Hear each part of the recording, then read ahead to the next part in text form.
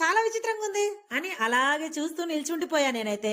ఇంత కదా ఏదో చెప్పలేదు కదా, ఇదిగో కనిపిస్తుంది కదా అండి, ఇదొక మ్యాజికల్ ఫ్లవర్ వాజ్ అన్నమాట.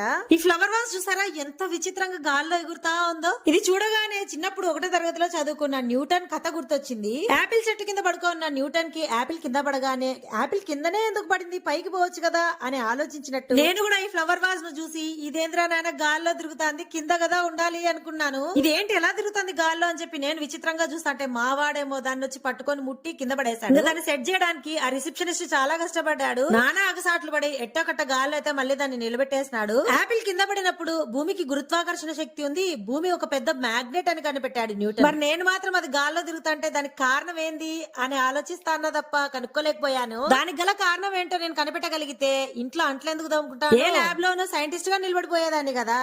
ఇంతకీ మ్యాజికల్ ఫ్లవర్ వాజ్ మీరు ఎప్పుడైనా చూసారా? చూసుంటే కామెంట్ చేయండి ప్లీజ్.